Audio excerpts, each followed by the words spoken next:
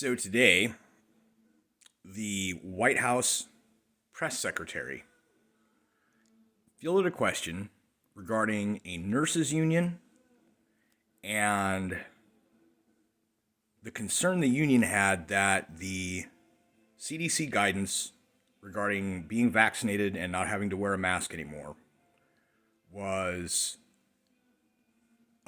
going to harm the frontline workers and particularly people of color. Now, I haven't read the letter that union sent to whoever they sent it to or whatever, but kind of already aware of how that is just nonsense. So, the answer, put that in air quotes, let's see, where did she begin? She began with, we don't have a specific response to that group. However, standard jargon gibberish about safety and facts and evidence and expert advice or whatever, ability to protect yourself and all that. But here's the thing. After saying this, what blew my mind was, first off, I was already incredulous because I have myself already done extensive looking into the existing peer-reviewed science. This is what we will call facts and evidence, proof in the scientific sense. It's not really proof, but what it is that you can show really strong correlations and such. Science is not an all or nothing thing. In science, you can literally never be 100% certain about a thing that you're performing an experiment on. Now, it's not the same thing as performing an experiment to state the fact that I'm wearing glasses in this video, like wearing glasses. But as far as if you were to try and, say, experimentally take these reflections of my screen in the glasses lens and find a way to experimentally reverse engineer my prescription of my lenses or something, it would be difficult to be 100%. You could be 99.9 all the way down, but never 100. That is why when they get into like astrophysics and stuff like that, I know this seems non sequitur, but it comes back around here. It circles back. In like astrophysics and particle physics, they have these sigma levels, and it's like if you get above a 5 or 6 sigma, then it's basically a confirmation. But below that, it's like tentative confirmation. Okay, so there are steps and levels of certainty, but 100% that doesn't happen. Okay, so when it comes to peer-reviewed science, how that relates is the science, of course, can always change. New information can surface through new studies and new experiments. However, if new information comes out, new studies, things are peer-reviewed, they are published, they are considered part of the scientific knowledge base now. And the experts either fail or neglect, omit to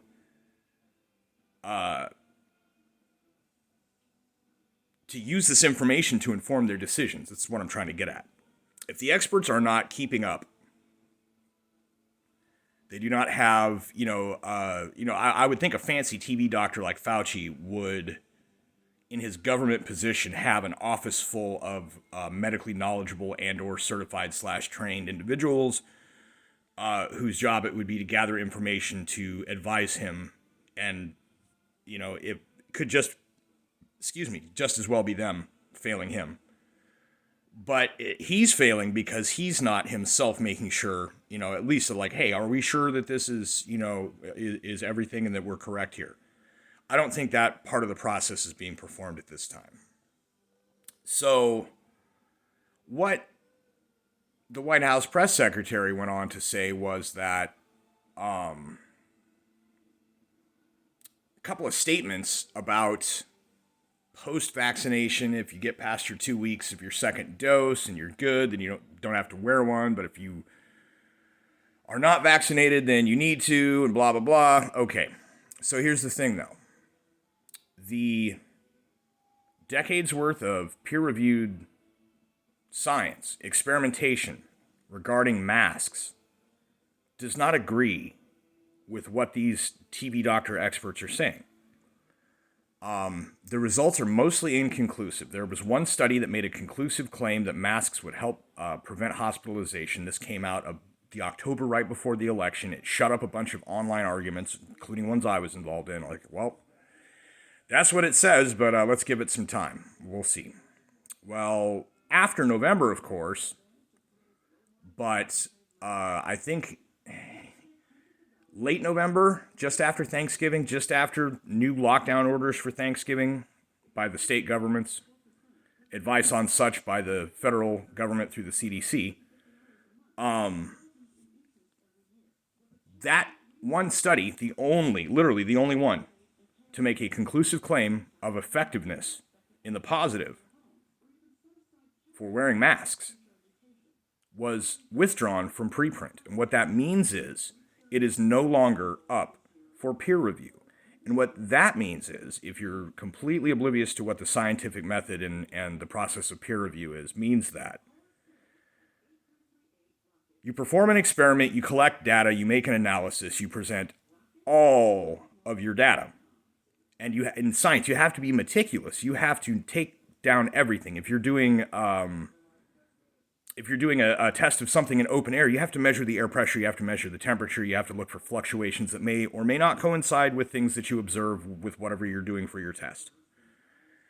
And in the case of mask science, most of the time what they do is they will have people wear masks. There was the one in Denmark. I know this seems rambling, but again, this is all going to connect. There was one in Denmark that used, they had a total of 6,000 people sign up for it. After they filtered the population, it got down to 5,000 who completed it. Basically what that means is they gave everybody the instructions, they split them into two groups, they did their thing, and of the 6,000, about 1,000 did not ever get back to them. Or were like, I guess I stopped wearing it or whatever. Sorry. Because Denmark did not have mask mandates. So what they did was, of these 5,000 people, they split them roughly in half, well, of 6,000, but 5,000 responded. Split the groups in half. One group wore masks, the other group did not. They had a set of rules for when and where and how. They had a time period for which they would do this, and after this time period, they would report back to the study, get a COVID test. And their expectation, the prediction made by the study, because that's how studies work, is you have an experiment, you have a predicted outcome, you perform the experiment, you note the results, and you compare the results of the experiment to the predicted outcome. The predicted outcome was that the masked population of the study would be about, half as likely to be infected. In other words, to say that the non-masked group would be twice as many infections. It did not quite reach that. I would say it was more like 60% of the masked population were infected.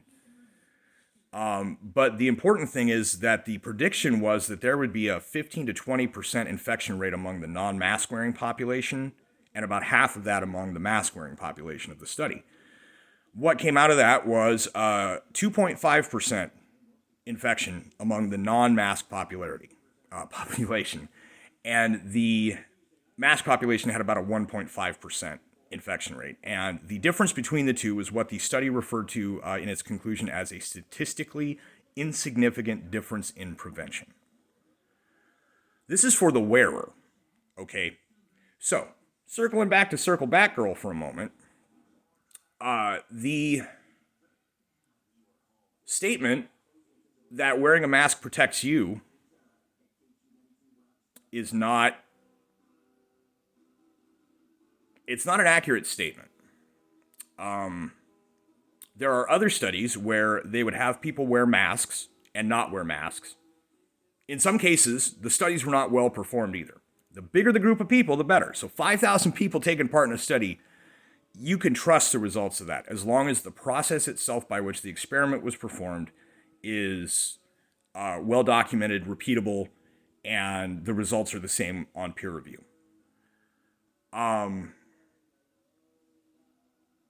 Some studies have very small numbers. It'll be like 25 people participated. There were some cases on the CDC website, the science, we'll put that in air quotes, that they were using to inform their decisions based on the effectiveness of masks and things like that, as well as the until the one that got published, making a conclusive claim, which then was withdrawn, was like single patient cases. That is anecdotal evidence as far as the scientific method is concerned. It's not valid data. You can take some insight from it. You can say, well, in this case, but you can by no means apply that across the board. So the statement that wearing a mask protects you is not accurate. To say that it protects others is what I would call a specious statement. It is dubious to make that as an assertive claim. The study that was withdrawn in preprint was that wearing masks prevents the transmission sufficiently that hospitalizations are reduced in major metropolitan areas. Ergo, masks help prevent infection. That study was published just before November. It was withdrawn just after November, as every location used in the study where they took their data, their information, and their numbers, and they crunched them and said, see, the places where the mask mandates, they have less hospitalizations. All of those locations that made their conclusive claim had spikes just before Thanksgiving, sufficient enough that the evidence was obvious that the study was not correct. It was withdrawn. It's like, okay, never mind. That's what that means. Okay. So to say that wearing it protects others, the inconclusive nature of most of the other mask studies that exist, and as I said, decades worth, indicates that there is very little prevention of transmission. There is almost no prevention for the wearer. And the masks themselves accumulate a number of other infectious diseases and things like mold and mildew. If you wear them too long, if you don't sanitize them before re-wearing them. In the case of like the fabric ones, you see people wearing a bandana or t-shirt fabric or something that is not HEPA filter or N95 filter, is basically letting everything go through as far as virions and such. 97% might as well be 100% on pass-through. But not only that, but that material accumulates other things that are in the air around you as you breathe. So if you're near somebody with the flu, that's going to stick to your mask. You're going to inhale that. You're going to get sick. And that is what these other mask studies had also found. So wearing one, especially wearing one incorrectly. Oh yeah, there was another study done where they weren't going after the efficacy. They were going after how many people were able to follow simple instructions and properly, sanitize and properly wear masks. The fail rate was insane.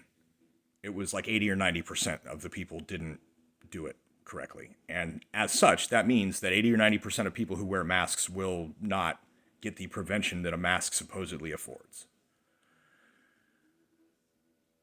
Then there are studies that showed that children are not only fully capable of easily getting over this disease with no ill effects, they're very low likelihood of transmitting it, especially if you have vaccinated adults. So the press secretary for the White House then said, however, their advice says that children need to keep wearing masks regardless. Now, like I said, kids,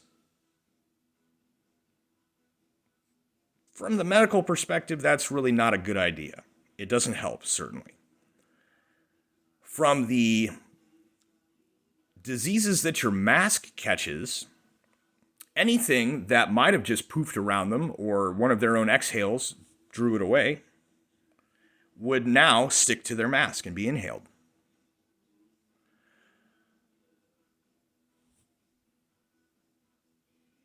Also, consider the studies where adults were unable to follow simple instructions to an overwhelming majority as far as the safety and efficacy of use and handling and wearing of masks. Imagine kids. So that's the science part. Now we're gonna delve into sociology just a little bit. Historically, masks and muzzles have been used as punitive shame measures. And psychologically, hiding your face is a sign of shame. Now, if you are compelling people to become subconscious about the wearing of a mask, of just do it, just get into it, get the habit, always wear a mask. Don't think about it, just do it. You are subconsciously causing people to behave in a way that indicates shame. And the way the subconscious works is others read that as legitimate shame. And your own subconscious reads it as legitimate shame. The reason for this is that your subconscious is not itself fully conscious. That's why it's called a subconscious. It is less than conscious. As such, it does not have direct conscious awareness of the fact that it's a medical safety thing, supposedly, but simply that it's the habit that must be maintained. And because it is the symbolism of shame, it must therefore be legitimate, because a conscious mind can question and think. The subconscious mind simply processes what it is given. So subconsciously teaching children to live as shameful, but without knowing why, for the name of safety of others. Meanwhile, endangering their actual health. That is what they just suggested. So, no, I'm not an asshole for not wearing a mask when I know that it doesn't help, that it doesn't really work. If I was sick, I would wear one. And they've also gone so far as to find that asymptomatic transmission is not a thing. If you're not coughing, you can't give it to someone. If you're not licking somebody's butthole that has it, you can't catch it. If you're not swallowing a loogie or tongue kissing someone that has it, you can't catch it if they're not symptomatic. It's not a force field. It's not a quantum perturbation that occasionally causes a person in the vicinity to become ill. I do not think it works that way. I'm pretty sure it doesn't. So, I'm not putting others in danger. I'm not putting myself in danger. And I'm trying to spread the word of how the official expert advice is not only not being informed by a large amount of scientific studies, they are, whether intentionally or not, telling people to do things that are inherently self-harmful and building the habit of some kind of weird demoralized self-loathing, which honestly, historically, has literally only ever been used to control people before great atrocities are perpetrated.